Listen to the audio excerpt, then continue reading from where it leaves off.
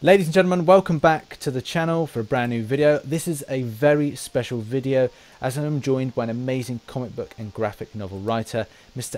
Ewing, whose work spans a multitude of publishers and a multitude of characters, including Judge Dredd, the Inhumans and Loki, to name but a few.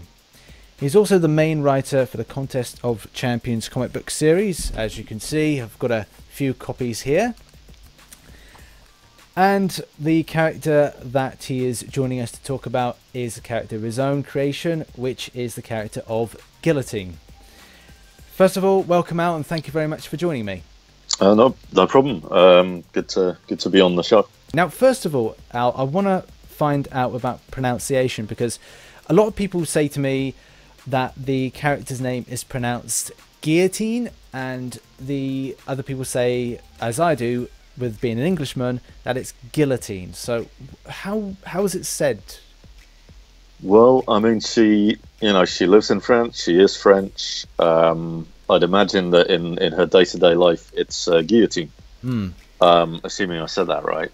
But it's much easier. It's much easier for me to just say Guillotine. So if I'm, for the purposes of this conversation and for the purposes of the two of us talking, absolutely, I'm just going to carry on saying Guillotine. But I think we can take it as read that, like, in her own home country, she says it as the French do. So yeah, because I think the game is the game creators, Kabam, it's their kind of wing of Marvel Contest of Champions is out of Vancouver, I want to say, in Canada.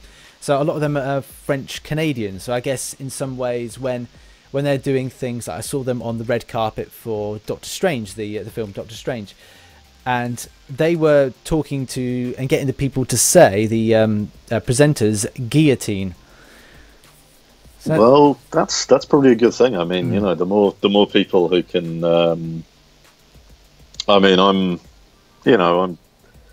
I really should be saying it with the actual proper French translation, the actual proper French pronunciation, and. Obviously it's my own extreme laziness that's going to keep me saying Guillotine throughout this video. But yeah, let's say right now that I'm saying it wrong. French people are saying it right, and it's be aware of that as I continue saying Guillotine throughout the video. I think we'll just change from saying either one pronunciation or the other. I mean, we'll whatever we feel like. That's all good. There's going to be a lot of bad French pronunciation from me in this video, and probably not a little bad French history as well.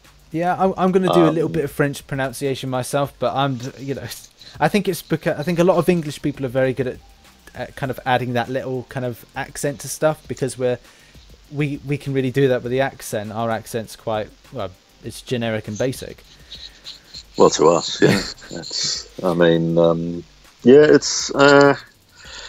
don't know. I figure like it's almost so kind of it's a French character. If it was like an American character who operated in America, then that might be interesting. If they were like a Francophile, but were pronouncing their own name completely wrong. But given that Guillotine's French. She lives in France. It's a French national hero slash villain, which we'll get onto. Yeah. Slash vigilante. Then yeah, we can pretty much assume that it's all Guillotine all the time. Yeah, absolutely. So that kind of gives people an idea that maybe in some of my videos I see people are saying I'm saying it right, and then other people are saying it wrong. There's lots of characters that people get a very kind of hot on the pronunciation. One for example is like magic, or magic. That's another magic with a K. I can't remember. It's the second name, Rasputin. It's the Ilyana. Yes. Yeah, that's it. Yeah. Oh no, I know Ilyana. Yeah, and but then people get very kind of touchy on pronunciation.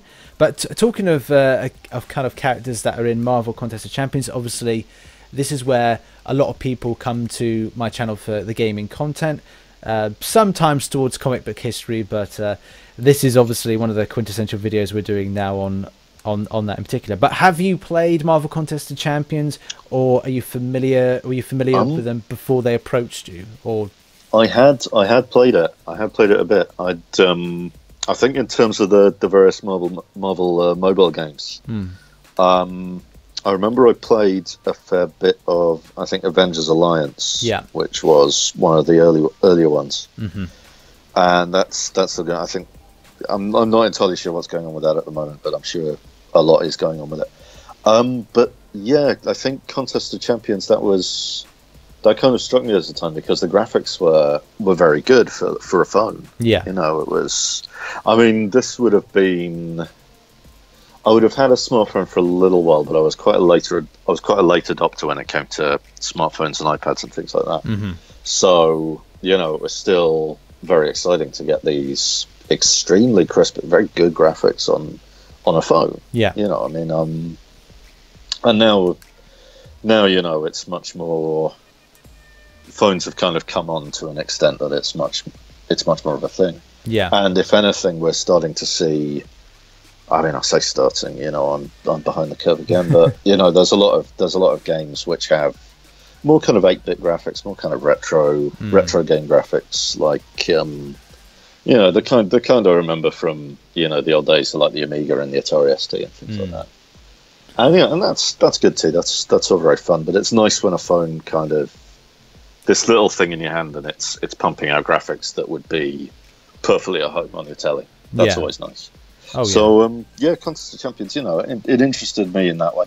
Obviously, it's very nice to sort of, if you're a comics fan, and you know, I'm more of a Marvel guy than a DC guy. I like all the superheroes. I like all the non-superheroes. You know, if I could play a video game as Buddy Bradley, I would. But you know, I like the superheroes, and it's nice. It adds an extra little something when you get to sort of, you know, play a superhero game. It's fun. You know, I'm a big fan of the Batman games on consoles. Yeah, there's great things about like Arkham Knights.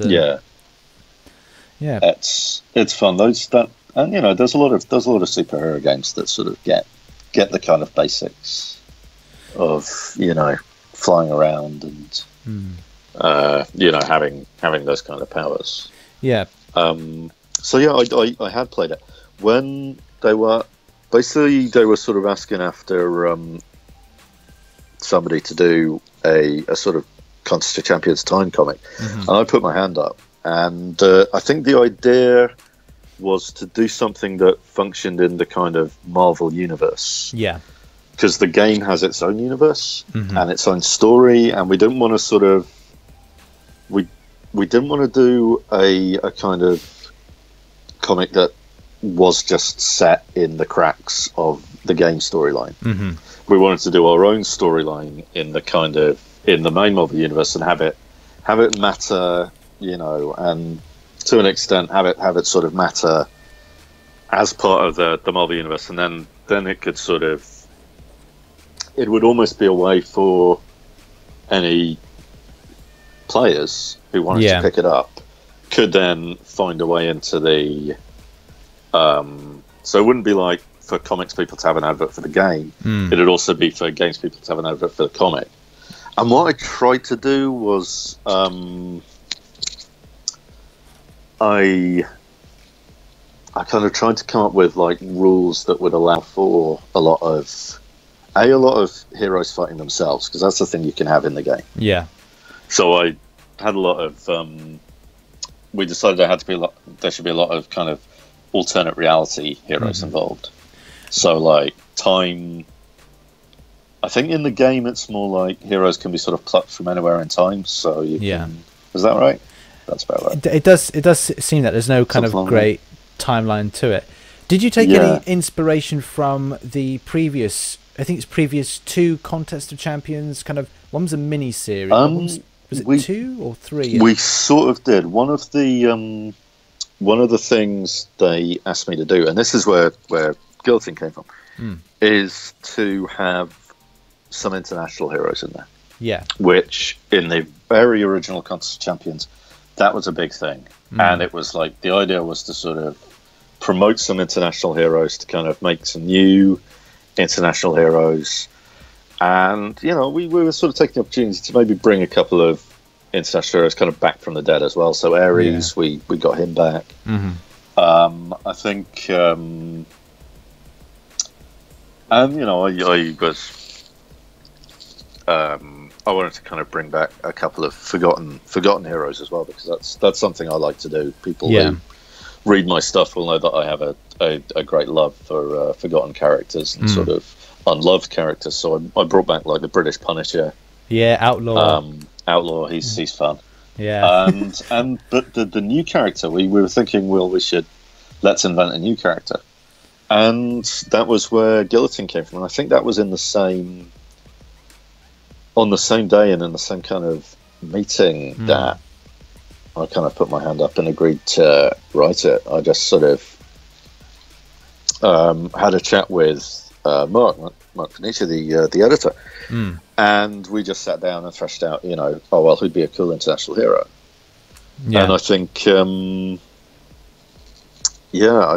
mean, I think we're gonna get into like where the idea came from, but I think it was like just throwing ideas out there. It was like, well, maybe a French hero, and maybe they could be connected with the French Revolution. Maybe there's a kind of legacy stretching from the French Revolution, and you know, they've got some kind of cursed blade or something. And then,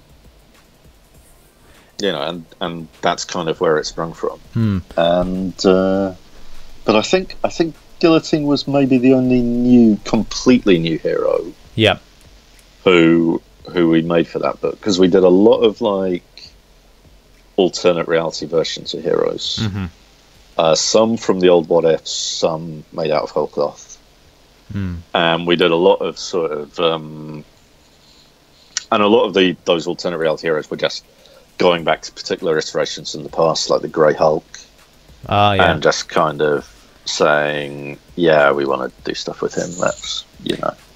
I think what they've done with, when you talk about Grey Hulk, where they've kind of like gone with, instead of calling, in Marvel Contest of Champions, they've done, Hulk is obviously green, they've got Red Hulk, obviously Red Hulk, and they've gone with, instead of like Grey Hulk or anything like that, they've called him Joe Fixit. And they've this was how it was at the time. I mean, because the Grey Hulk was a thing back in the 80s. Yeah. He went grey. He went to. Everyone thought Bruce Banner was dead, and well, everyone thought the Hulk was dead. But you know, he turned grey. He went to Las Vegas. He became an enforcer for a casino boss, and he started calling himself Joe Fixit, and that went on for I want to say about a year. Maybe 2 years. Yeah, probably 2 or 3 years. Yeah, I think I've got a Wolverine comic book, and it's I can't remember if it's number 8, and it's just got the he turned up in, because he got really popular around that time, so he started turning up in everyone's comics. Everybody wants to write the Joe Fixit character, including me, I guess. But and you know, he's a good memory from back in the day, so I thought, let's do some Joe Fixit stuff. And I don't think we I cannot for the life of me remember, because I know the games people were wanted to use Joe Fixit as well. Yeah.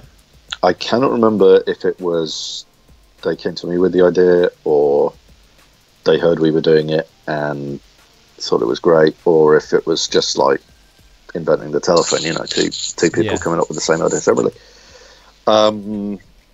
When in doubt, I like to say that the games people came up with the idea first. Yeah, it solves any kind of arguments that you might have. I cannot, you know, I sort of, my memories are very vague of this. You know, generally of anything before last week, my memories are very vague. So unless you've written it down. Yeah, unless I've written it down. But even then. So I remember, you know, wanting to use Joe Fixit, and you know, we wanted to have some Hulk action in there. We had a lot of Hulks in there in the end. And obviously the Maestro was a game thing, because he was in the game at this point. Yeah. But again, I forget whether, you know, he was yet to be announced. I suspect he'd already appeared. The people playing the game were familiar with him. Yeah. Yeah. So. Yeah. I know we've gone slightly to askew, but it's important to create a context for the Contest of Champions and the comic books, and guys, if you can get them, then go forget these. Sorry, Al, I'm pointing at 2 comic books of Marvel Contest of Champions, and just saying, people go out and support this line. Has it been transferred over to a graphic novel now? It's in 2 trades. So there's 2 trade paperbacks out. The entire story can be got in trade paperback. It's on digital. You can get it at the whole thing is on Marvel Unlimited if you subscribe to Marvel Unlimited, which is a kind of comics library of old Marvel comics, and you pay a certain amount, annually or monthly or whatever, and then you've got access to all those comics. And it's it's an app. You can read it on an iPad or something like that. Yeah. Has the series ceased? Do you do 2 series? Yeah, it didn't. We were hoping we'd get a lot of time on it, but as is the way of things, we got to do a first arc. We got to do a second arc. We kind of got to wrap everything up and tie everything up. So yeah, and we ended up getting, I think, 10 issues, and the last issue was sort of giant-sized. Yeah. We had some extra pages, so yeah, no, it's not a bad, not the worst run, and it's and the benefit of that is that it's now all there, ready for anyone who wants to pick it up and go through it. Yeah. And it's kind of a fun thing into sort of what Contest of Champions looks like in the Marvel universe. Yeah, it is kind of counterpoint to the game storyline. Yeah, it's a fun read. I do recommend going out to get that. But obviously, this is the comic book series that then gave Guillotine to the masses. Yeah. And I hear she's fairly popular in the game. Absolutely, yes. We use her in so many kind of different ways. To the people watching, they'll know to use her in particular with regards to punishing Wolverine for extensive amount of regen. I have heard this. I've heard that she's really useful against Wolverine. Yeah. Good, because somebody needs to be really useful against Wolverine. Oh yeah, absolutely. My least favourite for that is Ultron. I have a lot of trouble with Ultron's healing. Yeah. Which is sometimes, you'll sort of get him right down, and then he'll start healing and grow back a third. And I'm not a good enough. I'm not good enough at the game to deal with that. That's I'll be down to nothing as well by that stage. I think in those kind of circumstances, you need a guillotine yourself. Yeah, something like that. Although he doesn't bleed, so being metal.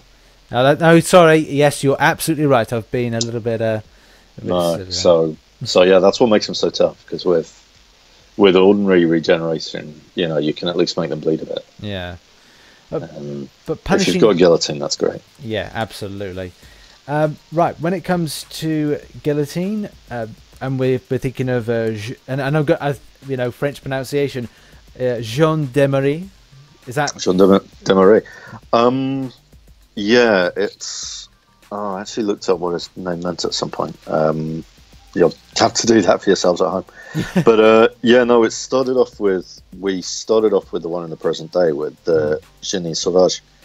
And then basically we were thinking this would be the latest era of this cursed sword that had been kind of passed down through history, through various generations. And sometimes it would have been used for good, sometimes used for evil. We see in the origin story, which is 8 pages in issue 1. And again, that's in the trade. That's on Marvel Unlimited. If you have Marvel Unlimited, it's a sort of 8-page, origin story. I think they turned it into they didn't turn this bit into a YouTube video, but they had a little YouTube video of kind of how Janine herself got the sword. And guys, to give you an idea, this is the motion comic. I'll put a link to that video in the description for you guys to go and see, to give you a bit of context of what Al's going to talk about. Yeah, we did a little version of that in issue 3 at the start of issue 3, but it's very kind of she essentially falls through. I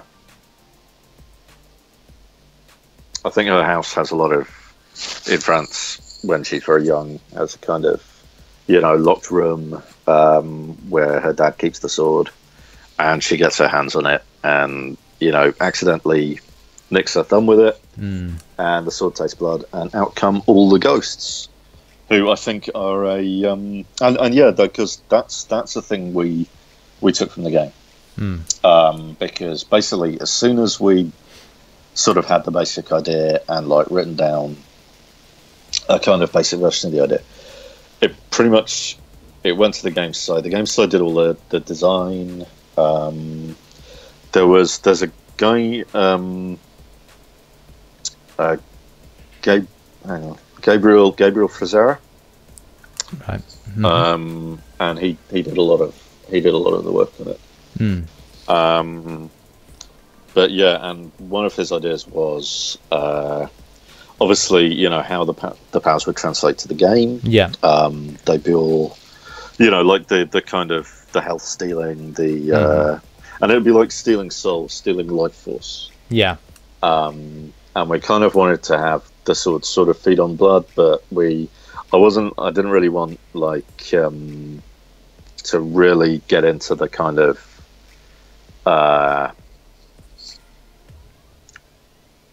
the blood aspect too much, so much as the life force. Yeah. If only because it's not Mortal Kombat. It's not blood gushing everywhere all over the screen. And that lets us make it a little more universal. Yeah. As in the video classification. Yeah. Absolutely. But one of the things the games people came up with was kind of spirits come out of the sword and attack, and we ended up making those like the spirits of the previous guillotines.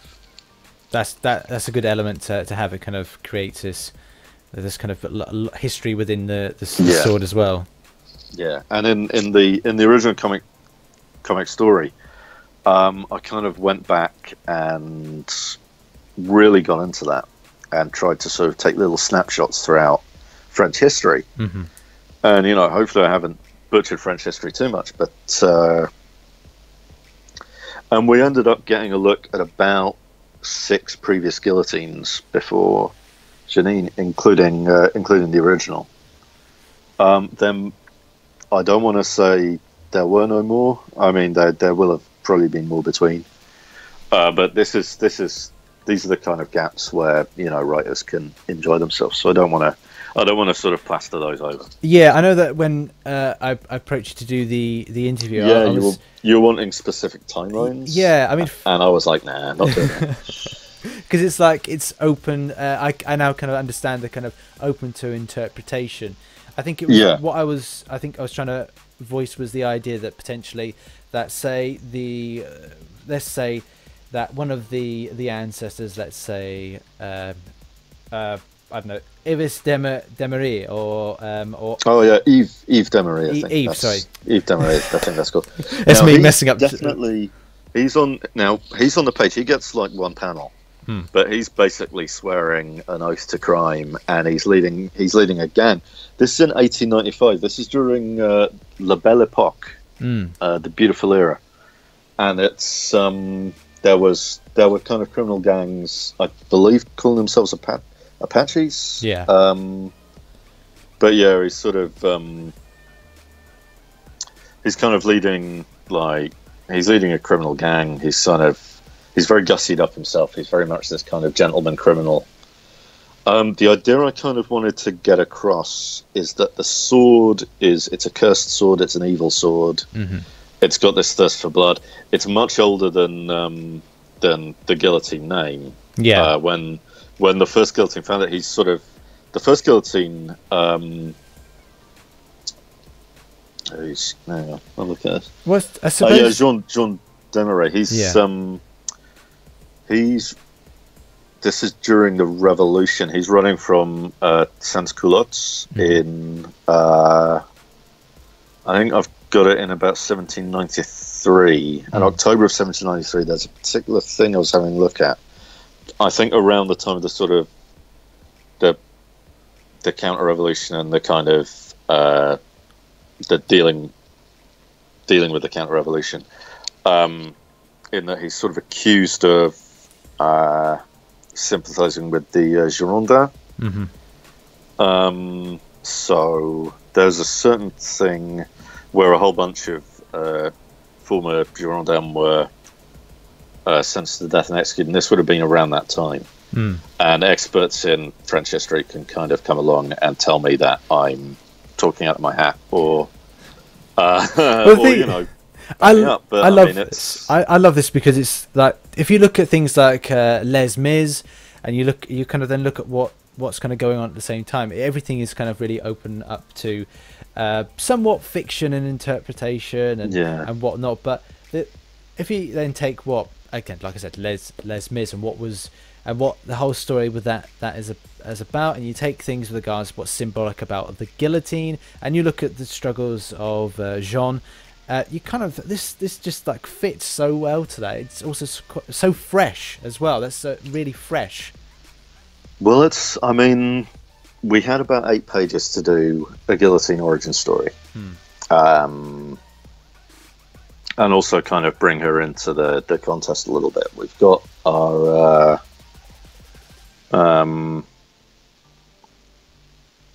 I think we've got our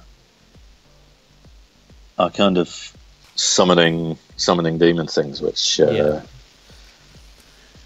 not sure how much we ended up doing with, but on one of the third specials where you really kind of see a lot of the kind of I think markings on the floor, and then the ghosts are spectres are attacking the enemy. They're kind of ganging up. Yeah, there's a lot of those spectres, but those spectres are all kind of guillotines have sort of fought through history, and in the original origin, I mean, we had even La Belle Epoque, the criminal. We had somebody in Odette Sauvage. At some point, the sort of surname changes. Yeah.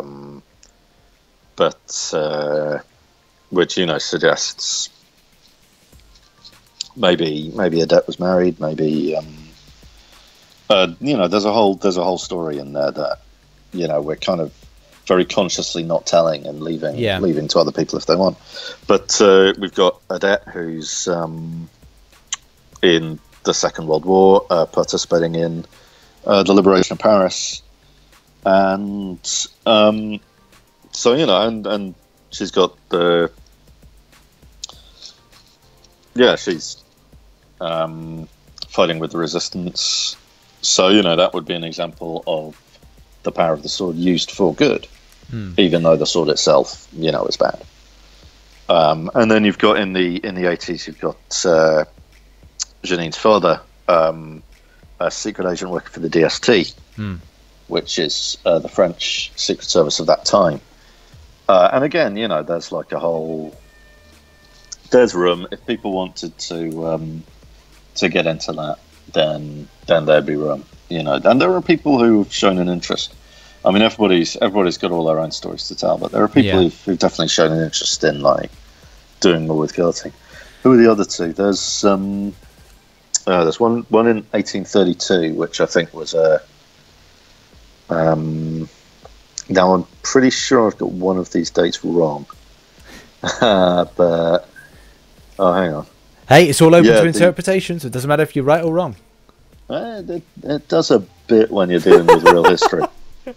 I think it's something like the because I know we got Aurora. Oh yeah, it might have been 1831. And we got Franchot. Yeah, Franchot is it might have been the July Revolution, in which case I've got it badly wrong. I'm 2 years out. Yeah, that might be. So he might be taking part in the July Revolution, or or something else. Whereas I'm much clearer on. I mean, if anybody's listening to this and knows of a particular thing in June 1832 that would involve barricades, then please leave a thing in the comments. Yeah, no, the fact that it's June, it's definitely something else. Yeah, I'll look it up.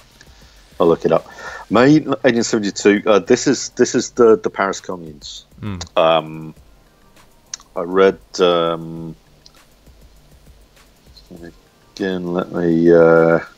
So I've got Wikipedia open because it's been that long since I've done the research, and I've been. But yeah, this will be the Paris Communes because I wanted to have. I wanted to sort of prominently show like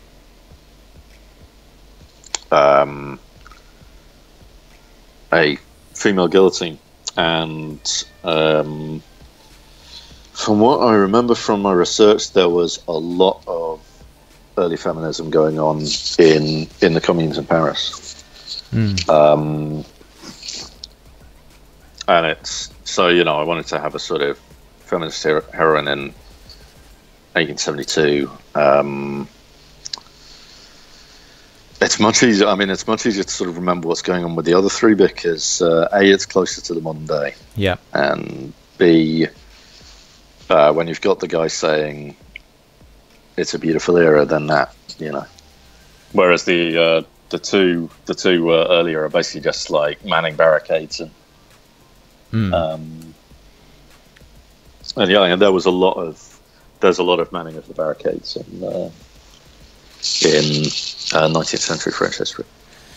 Yeah. So, I do like this kind of little snippets of history, and there was one thing that I wanted to kind of get an idea with regards to comparison, and I think you just briefly touched on earlier about people potentially coming and saying, right, well, I'd like to take this guillotine story from time, and talking about an idea that similar to a UK television show. I mean, I absolutely love this. One of my favourites, Blackadder.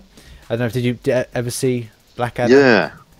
No, I do like Blackadder. And the kind of concept of taking little kind of snippets and very in the moment of history and how kind of great that is. Would you think that it would be fun? I would say that like any writer who wants to get into that, be it fanfic or if I mean, there are people at Marvel who've expressed an interest in writing the character, and like I say, people have their own things going on. But I would love it if other people were to sort of take the character up and run with her and and explore that history, because, like I said, it's all you've really got of this long history are about 5 very small snippets. Yeah. Around which you could build just about anything. So there's a lot of room for fanfic. There's a lot of, and that's before you get into the thing that Contest of Champions, the Marvel comic, was sort of designed to be a little bit separate from like Contest of Champions, the computer game. So, if you only know the computer game and you're into writing fanfic and you kind of, this is all making you think, either, wow, I could get it. Or if you know a lot about French history and, you think I'm talking through my, whatever. And it's, if you know a lot of French history and you're thinking, I'd really like to, combine my passion for French history with my passion for this game, or, history generally. I mean, his way of doing it is a thing you could. I say this. I'm in the unfortunate position where I can't actually read fanfic. Yeah. Maybe when I retire, I'll have a binge. But it's like I kind of can't, because what happens is that, let's say I read an amazing fanfic story about a character that I'm writing that's like got this great thing happening. I then can't use that thing. Yeah. Or it's plagiarism. You know, that's. there's whereas if I never read fanfic, and if I make a point of never reading fanfic, then you know, two people can have the same idea. Yeah, and then you know, the fanfic writer is like, you know, might claim that I ripped it off anyway, but you know, I don't. Is that a stipulation? Do they stipulate that? It's a thing a lot of writers kind of keep themselves to because it's just easier. And I think some people do feel that it's like legally better to just not. That's all. But basically, it's the difference between. It's like when people tell me ideas on Twitter or whatever, it basically means I can't use that idea. So it has the opposite effect. Yeah, the effect they want. In that, so you know, somebody who thinks, oh, this ought to happen, I'll write a fanfic about it. If I never read that fanfic, there is a chance it might happen. There is a chance I might think the same way. If I read that fanfic, there's no chance because then I can't do it. Then it's somebody else's idea. So, and I don't, you know, there might be an element of playing it a little too safe. Yeah. But it's better safe than sorry. Yeah, true. Going back a little bit towards the writing side of things, do you, or would you think that one day we could see a Guillotine film? Wow. I guess if it's certainly possible for Guillotine to be in a film, a Guillotine film also possible, but obviously if we established a lot of things. Yeah, for Guillotine to be in a film, she'd probably have to be like, I mean, she's big in the games. Yeah. So that's a start. She'd probably have to be like pretty big in the comics too, kind of connected with a particular team. If she would have joined the Avengers, and like if everybody was, I mean, if she got as big as Deadpool, maybe. I mean, yeah, I can definitely see based on because she's very popular in the games. Yeah, because you know she's good against Wolverine and Venom. Oh yeah, and she's good against a lot of people. And you know she's a really well designed game character. And you know, this is where I mean, it's nice that you're having me on to talk about the, you know, the backstory and you know the research I put in, which now I can't remember any of. So, you know, sorry, history fans. But it's nice that you've had me on. But I think we both know that the reason Guillotine is so popular in the game is that she's a really well designed game character. Oh yeah. And she's a really well-designed fighter, and she's really strong against. And that almost makes up for like the fact that she only appeared to be in the game. She only exists to be in the game, and from the game she kind of came to the comics, kind of thing. You know, absolutely. we put her in the game and in the comic at the same time, but it's like I doubt I would have thought of her if I hadn't been asked to think of somebody, you know. Yeah. So whereas with say Howard the Duck, you could be a huge Howard the Duck fan. How good is Howard the Duck? I think I've got one of them. I don't really use him much. No. Yeah. They've referred to him as Howard the Mech in the game. Yeah, because he's in a big robot suit, which is, you know, I mean, they tried with Rocket. Doing a little character. And they had to sort of have him constantly up on a jetpack. Yeah. So this is sort of another way of doing that, I guess. It's kind of obviously we're going back to the game just a little bit. I'll play it. Obviously, the same thing can be kind of like classed with characters like Ant-Man. At some points, he does get into like a micro kind of like state in fighting, but it's only in special attacks. The point of contact is. And I mean, I you know, I'm not a games designer. I don't much. I've talked to the games side a couple of times, just like Janik, and this has come up. But it's like the point of contact where the blows land.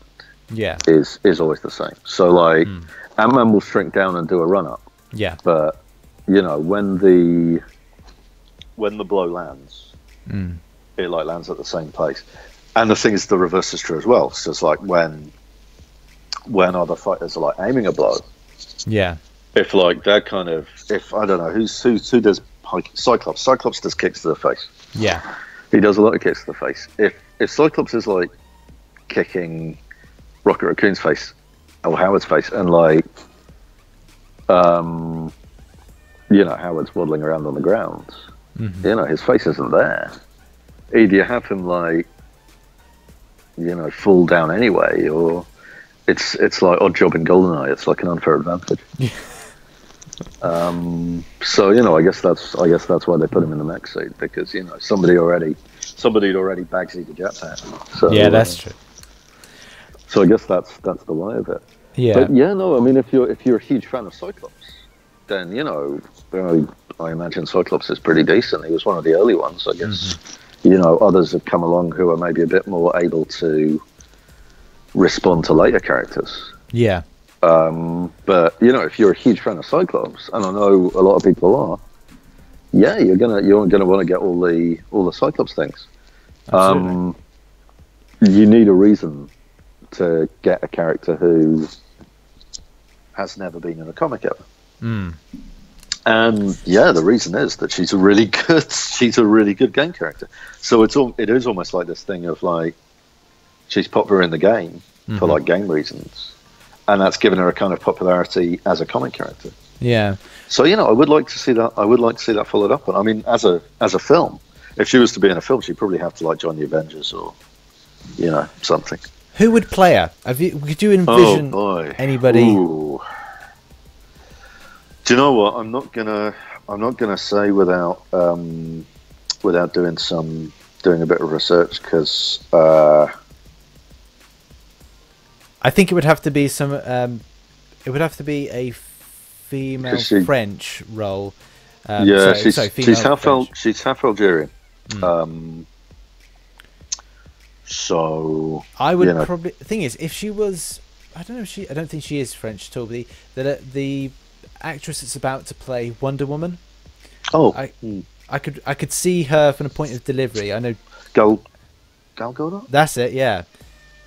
I don't know if I'm pronouncing her name right. No, I don't either. But I don't watch enough entertainment TV. Or I'd have heard it. But I could see someone like that. She's got the kind of I have to say face for it, but obviously most of the time she'll be under. She would be in the Wonder Woman film, she's using a sword a lot. So, there we go. No, I don't know. I'd have to do a lot of thinking before I answer that question. So yeah. I'm just gonna back away from it, I'm afraid. Yeah, that's fine. Sure answers in the comments, etc. There's obviously a question that I want to ask about the sword. The sword is called, and pronunciations again, the Fleur du Mal. And that's that was from the game team. Really? That was named by the game team. That was, I think, Gabriel who came up with the sword's name. I don't know if that's inspiration, because I know there's because it's the Baudelaire. Flower of Evil. Yeah, the Flower of Evil. There's Baudelaire. I think it's kind of like Fleur de Lis and then Fleur de Lis, and then because it's got a Fleur de Lis on it, but also with a skull on top, and then there's the Baudelaire thing. So I think, but to be honest, that might be a thing to ask Gabriel if you ever have him on the show.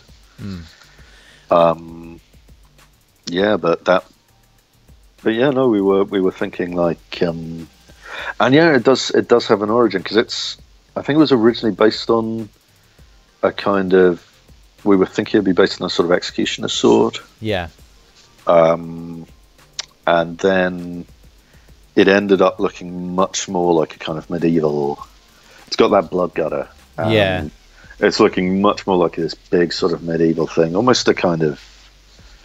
Is it Soul Calibur that's got the big swords in it? Yes, it has. I think it's almost a Soul Calibur level like sword. So I mean, that suggests, and there are a lot of people who are like, "Oh, swords didn't look like that in the French Revolution." It's like, no, well, it's from before, but we've never explained where it's from. We've never given it an origin. And I've got some rough ideas, but again, if I write that story, I'll write that story. Until I write that story, it's fair game for another writer. Yeah. And that's kind of the way I like it. I like that people can kind of come along and take little bits of stuff and write their own, add to it. because we're all adding to, you know, when you write in these superhero shared universes, you're all adding to the stuff that people did in the 60s anyway. You're all just building it up. So that's true. Fantastic. Right, I think I've kind of finished exploring a lot of the questions that I wanted to ask, or other people have asked me to ask you. So obviously, if you have any more questions about Guillotine, then you can leave them in the comments below, and I'll then see to it that they're then forwarded on to Al himself. Yeah, I will take a while. It'll take me a while to answer. I follow Al on Twitter, and obviously I'd recommend following him on Twitter in any case, and I will link to his Twitter channel in the description. Al, before I sign off, what are you working on at the moment, or is it all top secret? Well, it's not that. I am doing a top secret thing, but it's top secret, so I won't say any more about it. Of interest to Contest of Champions players, I'm writing a Rocket Raccoon book at the minute. Oh, I look forward to that. It's just called Rocket. It's basically Rocket Raccoon doing heists in space, space crime. It's written like an old pulp novel. It's kind of it's you know, it's sort of funny, little bit heartbreaking occasionally, bit noir every so often, but it's mostly fun capers. And I think, you know, people who enjoy Rocket seem to be enjoying it. So, you know, that's a good one. I'm also writing. Hang on. I'm doing 4 books. I'm doing a US Avengers at the minute. Cool. Which might be of interest to Iron Patriot fans in that it's got a new Iron Patriot in it. Norman Osborn is no longer the Iron Patriot, so the name was up for grabs. We figured we'd use it. So there's that, and you can almost certainly find out more about her on Tumblr. And then who else is on the US Avengers? Oh yeah, Red Hulk, or a Red Hulk. And he's a bit, again, the name was up for grabs. He's a bit different from other Red Hulks. He's got a moustache, very very different. Are we talking like Tom Selleck on steroids? Oh, full Selleck, full Tom Selleck, handshake. So yeah, and I think those are 2 Contest of Champions characters. I think Red Hulk's in Contest of Champions. Squirrel Girl's in Contest of Champions as well. Is she, or is she? No, she isn't. Have you just sent a spoiler? Is this a spoiler? I don't think it is. They don't tell me this stuff. No, a lot of people have kind of been asking. Ms. Marvel's in Contest of Champions. Yes. That's what I'm thinking of. Anyway, Red Hulk's definitely. I know Red Hulk's in Contest of Champions because I've got a Red Hulk. But no, you're not going to get any spoilers out of me because they just don't tell me. So yeah, it's best to keep it that way because otherwise people will. Otherwise I'll end up saying something. I'm trying to think who's in. Captain Marvel is in Ultimate Squared, which I'm writing.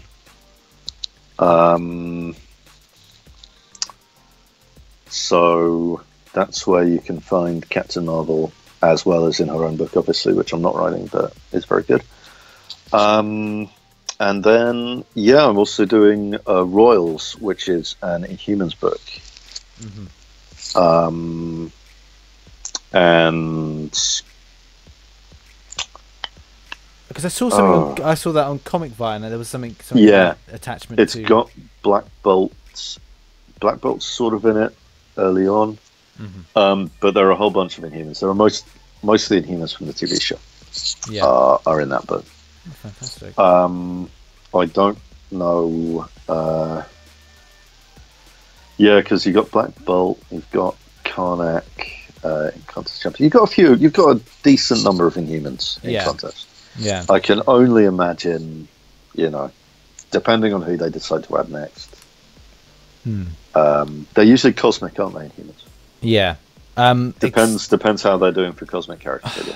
They kind of touched on Karnak's got you have to have the catalyst of 2 different types, skill and cosmic, which is kind of cool because it kind of keeps in the character is. Well, hang on. Hang on. Karnak is a skill. This is something that I've had a little. So Karnak's a skill. Yeah. But you need a bit of cosmic to boost him up. That's That's interesting. Yeah, I thought that was. I mean, you're going to be collecting all the types anyway.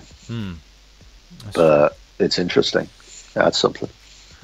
I mean, if he was like a kind of skill cosmic hybrid, yeah, that'd be fascinating. I don't know if they're going to go in that direction, but no, the same thing could be said for the way they went with having Dormammu into the game. And they put Dormammu in. Yeah, but they've made him as a mystic, which is then he sort of is. Yeah. I don't know if they would. The problem is, and I understand why they do it, because you can just literally go, well, right, well, if going out of the 6 classes plus the kind of whatever Maestro classes, it's kind of an Elders type, Celestial type, but it's open. I don't know. We're starting to drift into game design stuff, so I know. You know, I think not my forte. I think it's probably best to end there. So before we start adding a 7th class. Yeah, we'll just kind of everything you're doing is wrong, Kabam. Yes, you should listen to us. Yeah, listen to us. Yeah. Right. Finally, I'd like to recommend one of Al's recent work. This is Inhumans Prime, The Coming of Marvel Boy.